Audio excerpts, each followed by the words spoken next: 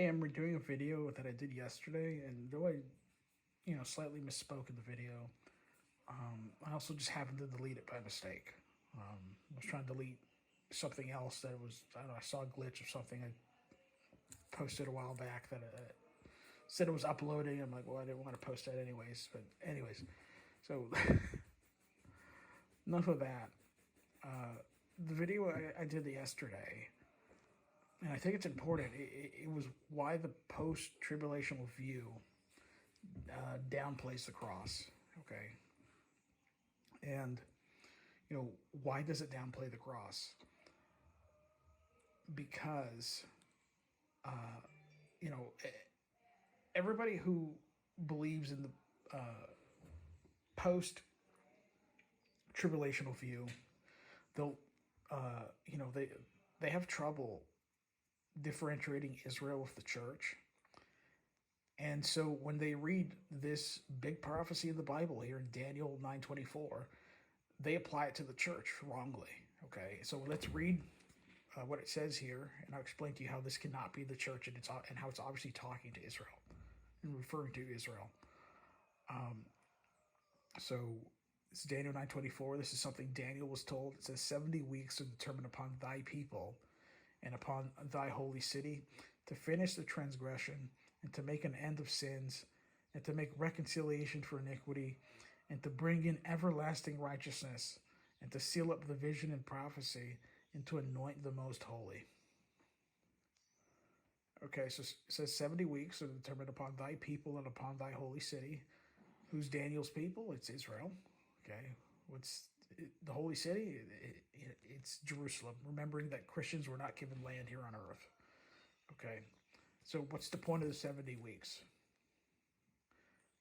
To finish the transgression and to make an end of sins and to make reconciliation for iniquity and to bring in everlasting righteousness and to seal up the vision and prophecy and to anoint the most holy. So what really aggravates me is when the post-trib crowd, they'll read these verses behind pulpits and whatnot, and they'll preach to their congregations basically that this is talking about the church, and it's heresy. Because are you telling me that that believing the gospel is not enough to make reconciliation for iniquity and to finish the transgression? Right? God's not going to hold the transgressions, that because look, we used to be enemies. Okay, now we've been reconciled. Talks about that in Colossians. Okay, but Israel as a nation has still rejected Jesus Christ as the Messiah.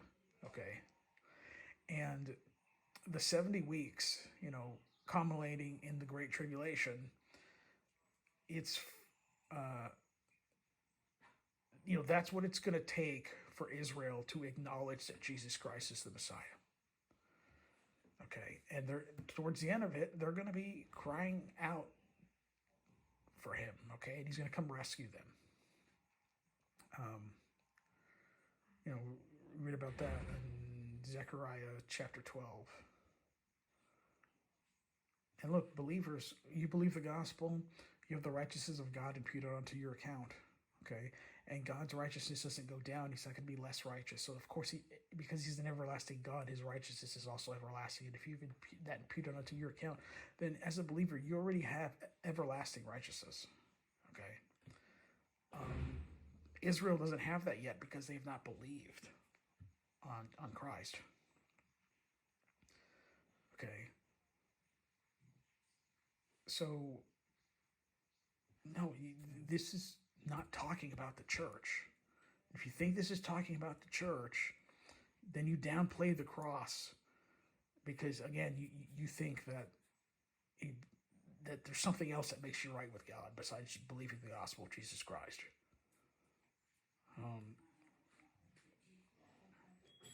Because God, he's going to pour out his wrath during the tribulation, and we're not appointed unto wrath. And remembering that in Revelation chapter 6, it's Jesus Christ opening up the seals. It's not the devil. Okay, it's Jesus Christ opening up the seals. And at the end of Revelation chapter 6, people are screaming about the wrath of God. Okay, so why would God punish believers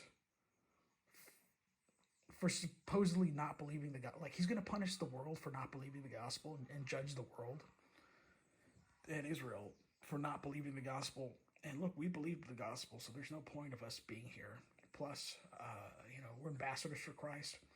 And even unsaved kings, if they're decent at being a king, at least, when they take out their ambassadors before they go to war with some country. So, how much more mercy is God going to have of us? Okay, a loving God, he's going to take us out before the tribulation. And he's going to judge the world for not believing the gospel. Okay. And it's going to culminate with Israel, like at the end of the tribulation, Israel's going to be crying out to God, and accepting that Jesus is the Messiah. And that's when he's going to come down and rescue them. Anyways, you can't skirt around this if you take this literally.